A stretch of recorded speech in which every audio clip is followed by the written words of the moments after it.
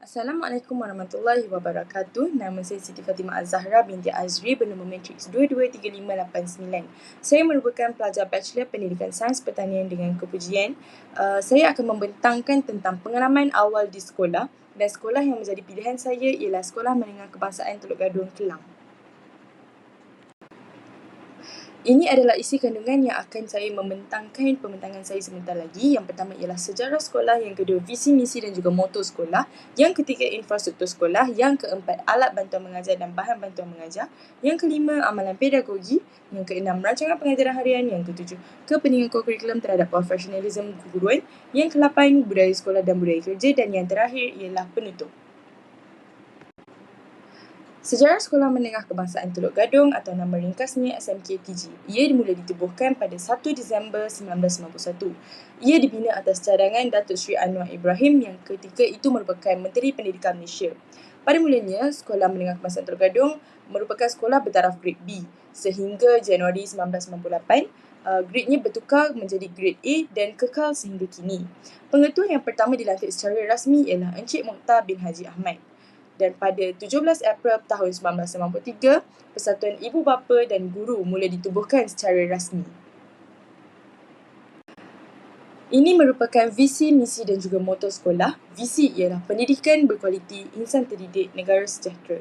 Misi pula melestarikan sistem pendidikan yang berkualiti untuk membangunkan potensi individu bagi memenuhi aspirasi negara. Manakala moto sekolah ialah ilmu menara hidup. Terdapat pelbagai infrastruktur sekolah yang disediakan, antaranya ialah Dewan Dato' Abdul Rashid, kantin sekolah, wakaf tambahan, bilik kesihatan, surau asyakirin dan juga koperasi sekolah. Alat bantuan mengajar dan bahan bantuan mengajar atau nama ringkasnya ABM dan juga BBM.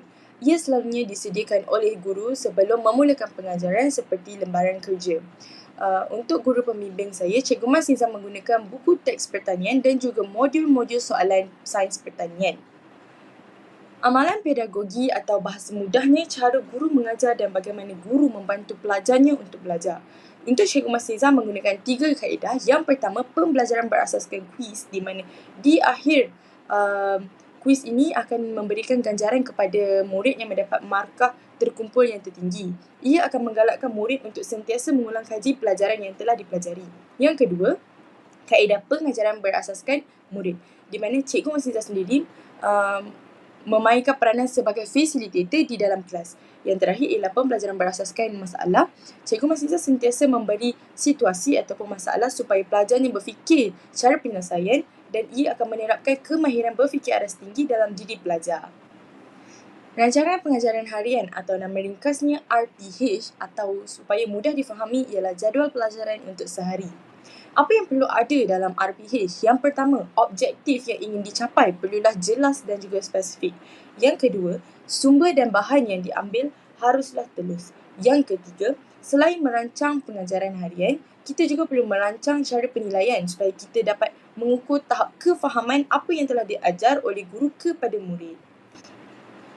Kepentingan kurikulum terhadap profesionalisme keguruan. Yang pertama, memperkaya pengalaman pembelajaran pelajar. Yang kedua, mengasah kemahiran kepemimpinan mereka.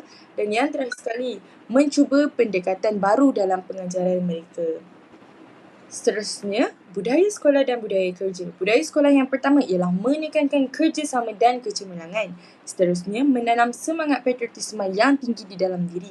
Yang ketiga, mewujudkan sifat disiplin yang tinggi di dalam diri. Dan seterusnya ialah budaya kerja. Yang pertama, komitmen yang tinggi terhadap kecemerlangan akademik dan co-kurikulum. Yang kedua, kepatuhan kepada arahan dan peraturan. Yang ketiga, mewujudkan kumpulan kerja yang berfungsi dengan baik. Secara kesimpulannya, kursus pengalaman awal di sekolah telah memberi impak yang positif kepada diri saya sendiri. Saya sangat-sangat berterima kasih kepada semua pihak yang terlibat dalam penganjuran kursus ini dan saya berharap agar saya dapat mengaplikasikan pengetahuan yang diperolehi di Sekolah Menengah Kebangsaan Teluk Gadung semasa melakukan kursus pengalaman awal di sekolah ini dapat memberi sumbangan yang lebih baik di masa hadapan dan akan datang. Ini sahaja daripada saya. Sekian, terima kasih.